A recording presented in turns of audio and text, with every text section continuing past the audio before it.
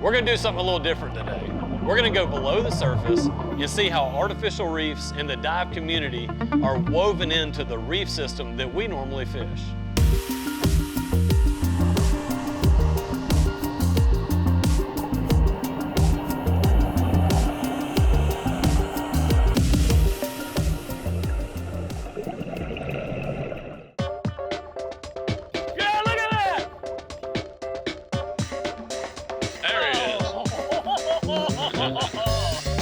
Yeah, that's a good one.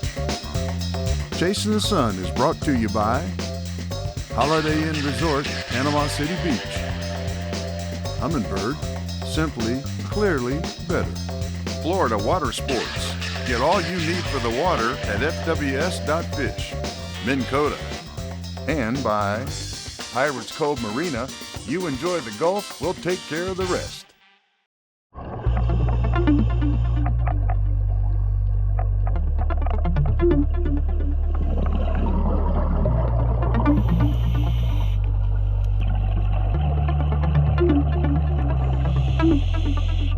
Artificial reefs have come a long ways over the years.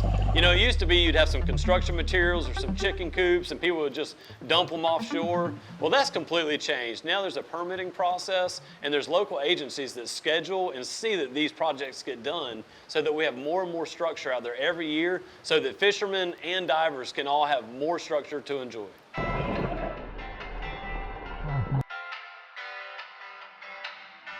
In Northwest Florida, we see something that looks like a desert when we go underwater. A lot of unconsolidated sediments, such as mainly sand. A lot of the same pretty sand that we see on our beach, we see underwater.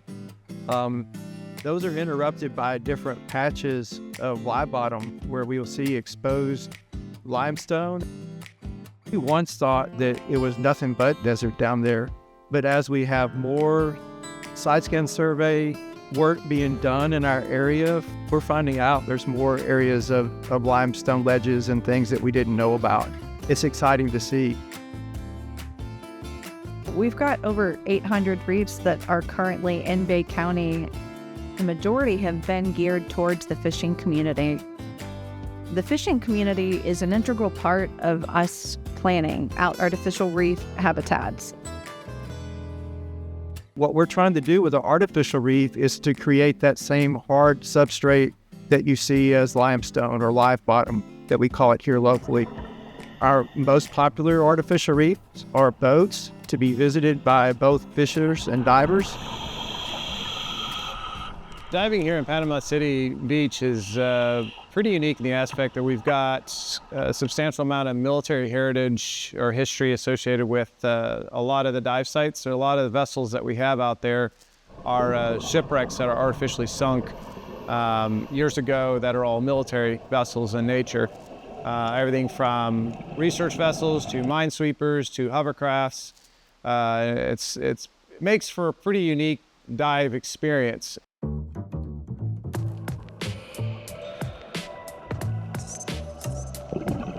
Bay County has a long-standing history of military dive operations, and that's critical to what we do right now. We've got two differentiations of locations of where all these dive sites are out. There's probably over a dozen different ships that folks can dive on. There's been days that we've showed up on site and actually looked down, you can see the entire shipwreck below the boat. You know, as far as the visibility goes. I mean, those ideal days where it's flat seas and calm and beautiful. So down, once we get the divers on the wreck, it's common to see majority of the shipwrecks just completely covered with marine life. You'll see everything from like small bait fish, amberjack, red snapper, just you name it, flounder on the bottom. And it's quite the sight to see, you know, being able to swim and interact with all the marine life that's down there. So we had the opportunity to actually dive on some new concrete structures that were put down from the county. They had a bunch of culverts and pipes and different shape concrete structures. And when we went out there to investigate this new site that they ended up deploying, it brought me back to the whole video game, Super Mario World. This literally looks like something right out of a video game from back in the 80s and the 90s. And let's name it Mario's Reef. Let's call that whole area, that whole area Super Mario World. And the name was just perfect and fitting. And at that point, once we started talking to our clients about it, they were like, oh yeah, let's go to Mario World. We want to go diving and swim through these pipes and see what it's like down there. So it's definitely a pretty neat experience, being able to take something that was originally intended for a sanctuary for fish, but then also dual rolling it and allowing it to be able for divers to enjoy the same area as well. I mean, for us, the Deep Stem was the first project of its kind. It's now considered historical, which is fascinating.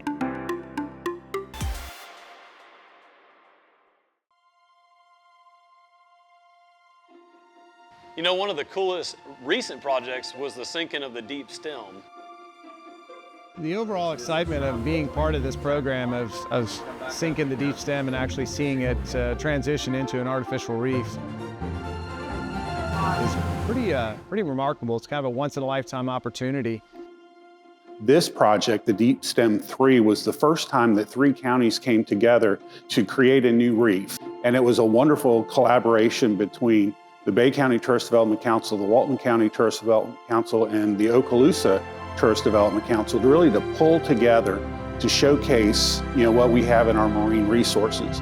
All of these destinations have very, very rich fishing culture, very rich diving culture, and providing a site as big as the Deep Stem, it's actually the second largest artificial reef that we have in our areas, provides a really awesome new asset that we can all rally behind and talk about. This was one of those great projects where we were able to come together very quickly because we all have a common goal, and that is to enhance the tourism and recreational activities in the Gulf of Mexico and along Northwest Florida. The destinations in Northwest Florida are really dependent on these artificial reefs. Without these artificial reefs, there just wouldn't be enough places for people to go fishing. There wouldn't be enough places for people to go diving. Here in Northwest Florida, we have a lot of sand. While we do have some of those, the limestone outcroppings, it's really not that much. Look at our sugar white sands on our beaches. That extends into the Gulf, and so the artificial reefs actually create habitat. And why is it important in places like the Gulf Coast? Because the bottom is pretty devoid of any structure, so you're providing that structure that is so needed for animals to settle, to aggregate around, and generally increase your biomass of life. You want sessile animals to settle all over your artificial reef, little barnacles, soft corals, hard corals, and to grow the biomass generally provides shelter for baby fish, bigger fish, and the predatory fish that we like to catch, and multiply that formula over a wide area. Behind us, we have the RV Deep Stem 3. It's about 42 years old. It's a 239-foot research vessel that was primarily used for seafloor exploration. It's been since decommissioned. Here in Northwest Florida, we really rely on artificial reefs to create that habitat that's important for the native species, but it's also really important for the fishing and diving industries. We have the Shipwreck Trail, which extends all the way along the Gulf of Mexico, and it includes reefs like the Oriskany off of Pensacola and the Red Sea off of Panama City Beach.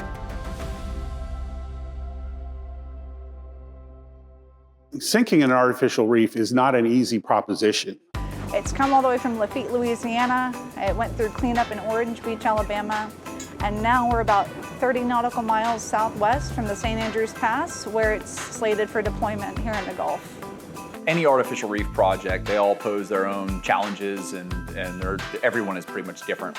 So one of the most important aspects of getting a vessel ready to be able to create an artificial reef is you have to take everything out that could pollute the Gulf of Mexico. The engines, the petroleum products, the wiring, the glass. All of those things that could be hazards in the future have to be out before we sink the boat. All the plugs have been pulled and she is starting to sink. So I suspect she'll be on the bottom in the next 30 minutes or so. Engineers have a pretty thorough method for getting these sunk.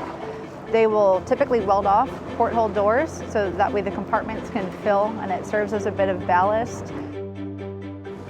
So the engineering is working out perfectly. The holes are typically cut in a zigzag pattern, so it goes from one end to the other to sink gradually.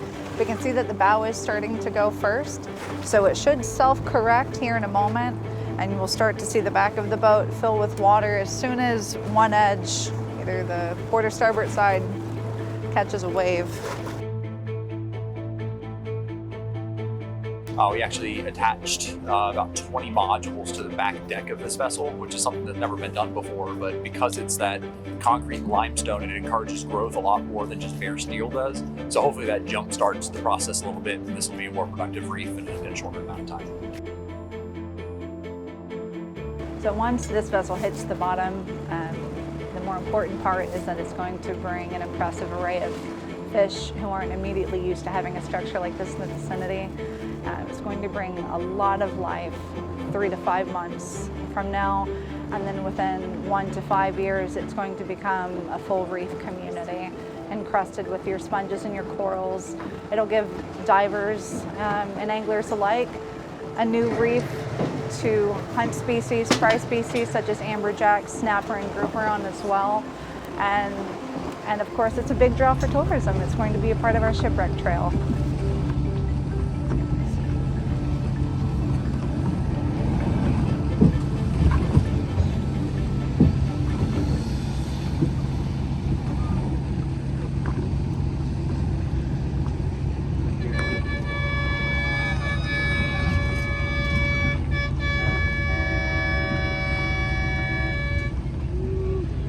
Epic.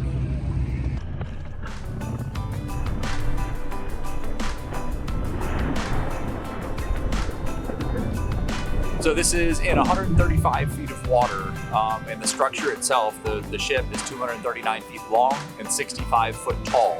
And the rule is you have to deploy the vessel and make sure that the top of it is at least 1/2 the water depth from the surface. That's to allow for large vessels to pass over top of it and not hit it. It also increases stability of the vessel as well. You know, one of the great things about this project is it allows the 3 counties to come together. But as we look down the road, there's going to be other collaborative projects to showcase, what we have in our marine resources. Because anglers don't care about, county lines. The fish don't care about county lines. The divers and the fishermen don't really care who's paying for this. They don't care what community is necessarily being benefited more than another. They just want a place to go out and go fishing and diving. But we'll also do things on our own to make sure that, we're building a network of artificial reefs along the entire Gulf of Mexico that makes it easier for the anglers and the divers to get to.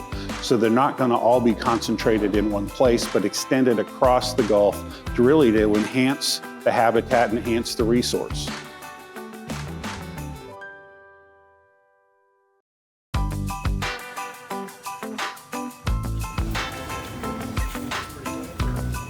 So here in Panama City Beach, we've got 6 different dive operations. There's 8 different dive boats that are associated with those dive operations. And in a way, we're all kind of one big family, and we kind of all work together to be able to offer pretty much everything that you could imagine when it comes to diving. Scuba is for everybody. It's not just for an exclusive group. And that means all of our divers that are going through the Adapt-Able SCUBA, or we like to say handy capable, because all of our dive shops make the effort to assist in any way possible so that scuba can be enjoyed by those who are interested.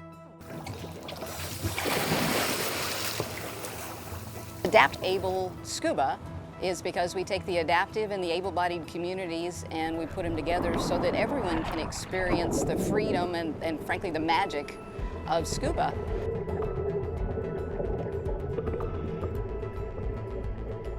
Many people who have disabilities don't even think about whether they can scuba or not. And so that opportunity allows them to do something that maybe they never thought of doing before, or maybe they used to do and then an accident or an illness or something has changed them to where they need help or assistance in some way. Allow them to do everything possible that they can do for themselves, and whatever they can't do for themselves, we do for them. Except for very rare circumstance, we can get most people in the water. You know, one of the very first skills that somebody will accomplish is breathing underwater, because you know our brain says, you know, how am I? We're not made to breathe underwater. How does this work? So we get them in the water, 4 feet of water. They got a regulator in their mouth. They take it out. They put it back in. They breathe on it. Faces in the water, and then they you know stand up, or we help them up, and they get this big grin on their face that they blew bubbles underwater. And I said, you got a new superpower. You know, breathing underwater, and it's amazing that the kiddos get a big grin, adults get this big grin because now they have a superpower. Adapt-Able has been around for a few years now, and we train people to be buddies like myself. And what we do is we train to be able to go into open water with Adapt-Able divers, to be able to scuba dive, to get back out there and do things that they just can't do by themselves. And it's really nice to see these guys coming out of the water and how happy. So like my buddy today, Carl, he's always grouchy. But today he comes out of the water and he's happy and he's nice to everybody. So I'm here with Adapt-Able SCUBA. We're out of Dallas-Fort Worth area in Texas. And it's just a wonderful group of people that make sure that we can all go diving. I'm actually a PADI dive master, and I'm one of the professionals that takes teams out with us and make sure that everybody's doing safety and paying attention to their diver and being very good buddies, adaptive buddies, or just a plain buddy.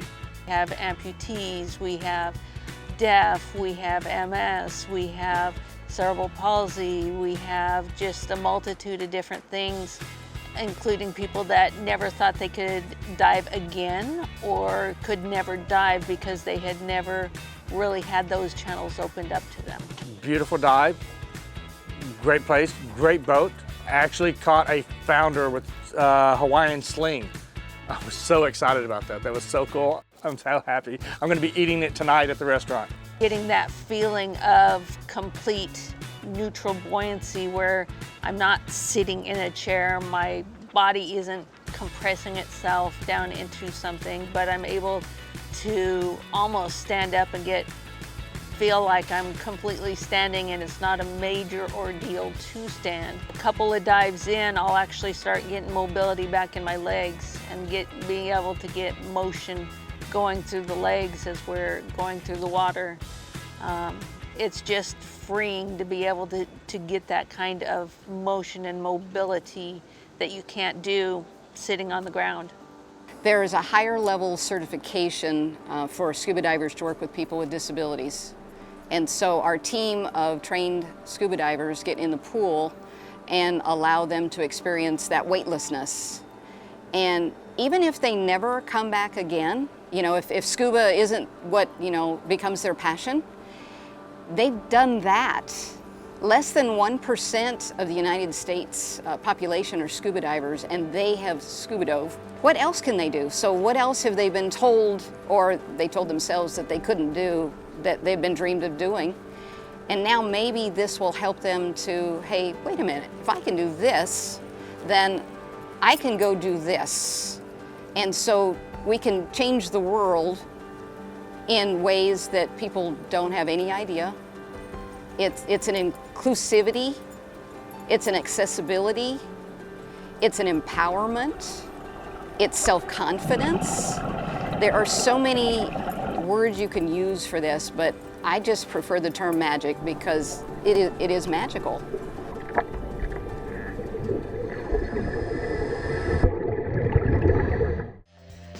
Chasin the Sun has been brought to you by Return 'em Right, Earn Another Fight, Florida Water Sports. Get all you need for the water at fws.fish.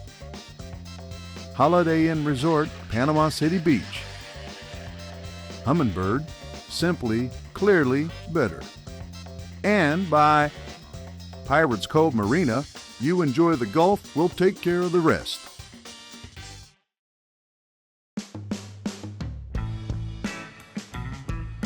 Well, the Man in the Sea Museum is a military diving museum. We showcase a lot of things that were built here and tested in Bay County. We have Sea Lab 1 outside, the start of saturation diving. It's just an amazing piece. Well, Sea Lab 1 was the start of saturation diving for the U.S. They proved the concept that divers could live under pressure and save time and not have to decompress every day. It really set the groundwork for testing and approval and all the dive missions that took place after Sea Lab. I mean, the whole country, we had our space race going, and we wanted to prove that we could lead the way in this epic operation. The best part about the Man in the Sea Museum is visitors can come out. They don't have to be a diver. They can learn about the diving missions that happen. They can learn about saturation diving. They can try on dive helmets, dive boots, pick up a wake belt, and really feel what it was like to be an aquanaut on the bottom of the ocean. It's a great place for families to come around and spend some time and trick your kids into learning something. If you're into reef fishing, you know this very well, but I'll tell you, when people put these projects together and they get these structures sunk on the bottom, when you get the coordinates to that new spot, there's just something special. There's just something always fun about pulling up, seeing it on your machine, knowing that new structure's down there. And marking fish, marking bait, trying to kind of figure out what's there. And the best part for me is actually fishing the structure. And that's the only way I can figure out what's on it. I know the divers, they have the same experience, except they actually go below the surface and they get to see with their own eyes the new fish that are on that structure.